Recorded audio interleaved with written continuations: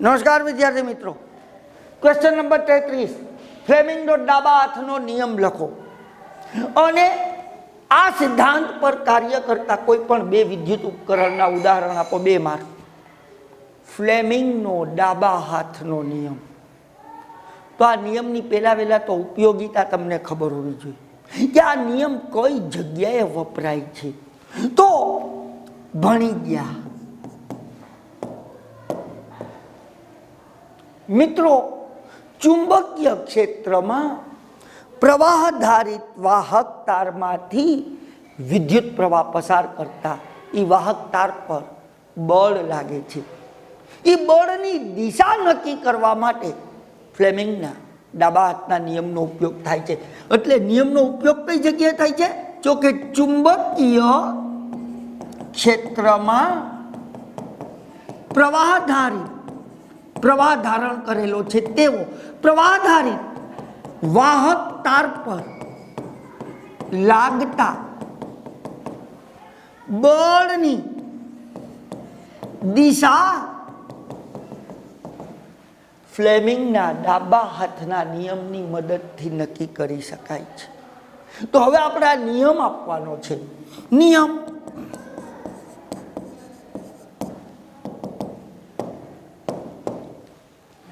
ડાબો હાથ. ડાબા હાથની પહેલી આંગળી તમને ખબર છે શું કહેવાય? એને તર્જની. પહેલી આંગળી, ડાબા હાથની પહેલી આંગળી, એને કહેવાય તર્જની. બીજી આંગળી એને કહેવાય મધ્યમાં અને અંગૂઠો.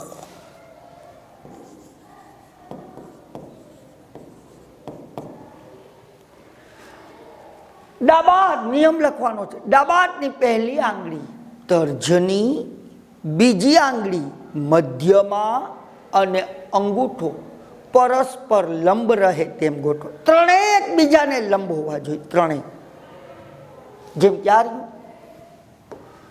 આ રીતે, આ તર્જની, આ મધ્યમાં, આ અંગૂઠો, ત્રણેય પરસ્પર લંબ રહે તે રીતે ગોઠવો. ઓકે મિત્રો, તર્જની ચુંબકીય ક્ષેત્રની દિશામાં હોય, એટલે કે તર્જની સાથે સંકળાયેલું છે ચુંબકીય ક્ષેત્રની દિશા. આમ તર્જની ક્યાં હોવી જોઈએ? ચુંબકીય ક્ષેત્રની દિશામાં. મધ્યમાં વિદ્યુત પ્રવાહની દિશામાં હોવું જોઈએ. એટલે મધ્યમાં શેનું સૂચન કરે છે? વિદ્યુત પ્રવાહની દિશા. તો પહેલા ડાબા હાથની પહેલી આંગળી તર્જની, બીજી આંગળી મધ્યમાં અને અંગૂઠો પરસ્પર લંબ રહે તેમ ગોઠવી દીધું. જો તર્જની ચુંબકીય ક્ષેત્રની દિશામાં હોય અને મધ્યમાં વિદ્યુત પ્રવાહની દિશામાં હોય તો મિત્રો જે દિશામાં અંગૂઠો રહેલો છે એ દિશામાં ચુંબકીય બળની દિશા દર્શાવે છે.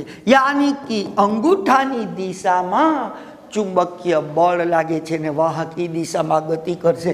એટલે જુઓ ફિગરની અંદર કે આ કઈ દિશામાં છે? ચુંબકીય ક્ષેત્રની દિશામાં. આ કઈ દિશામાં છે? વિદ્યુત પ્રવાહની દિશામાં. તો જે દિશામાં અંગૂઠો રહેલો છે એ દિશામાં બળ લાગે છે. આ હતો નિયમ. આ નિયમનો ઉપયોગ કઈ જગ્યાએ કરું? તો કે એના ઉદાહરણની ચર્ચા કરું. તો એના ઉદાહરણ કે વ્યવહારમાં આપણે આ નિયમનો ઉપયોગ કરતા હોય એવા સાધનો ક્યાં? તો મિત્રો, વિદ્યુત પ્રવાહ વડે કોઈ પણ વસ્તુ ગતિ કરતી હોય, વિદ્યુત પ્રવાહને લીધે તમે સ્વિચ ચાલુ કરો અને કોઈ વસ્તુ ગતિ કરતી હોય, ફરતી હોય, એમાં આ નિયમનો ઉપયોગ થાય છે. તો આપણા રોજબરોજના ઘરમાં વિચારો, ઘરગથ્થુ ઘરની અંદર એવી કઈ વસ્તુઓ છે કે જે વિદ્યુત પ્રવાહથી ગતિ કરે છે? તો પહેલી વહેલી વસ્તુ તો પંખો. વિદ્યુત પંખો ફરે છે ને ઉપર, હવા આપે છે. વિદ્યુત પ્રવાહ પસાર કરશો, પંખો ફરશે. ઓકે. વોશિંગ મશીન, એની અંદર પણ વિદ્યુત પ્રવાહ ચાલુ કરશો, મોટર ફરશે. ખેતીની અંદર વપરાતી, કૂવામાંથી પાણી ખેંચવા માટે કઢાતી ઇલેક્ટ્રિક મોટર. ઘરની અંદર હોય છે મિક્સચર, બ્લેન્ડર. ઇવન બચપનમાં તમે જે સેલવાળા રમકડાનો ઉપયોગ કરતા તો એમાં સેલ દ્વારા વિદ્યુત પ્રવાહ પસાર કરીને રમકડાને ગતિ આપતા. તો આ બધાની અંદર આ સિદ્ધાંતનો ઉપયોગ થાય છે. તો મિત્રો, આ હતો ફ્લેમિંગનો ડાબા હાથનો નિયમ અને એના પર આધારિત આ ઉપકરણોની યાદી કે જે આપણા ઘરની અંદર જ હોય છે. આભાર.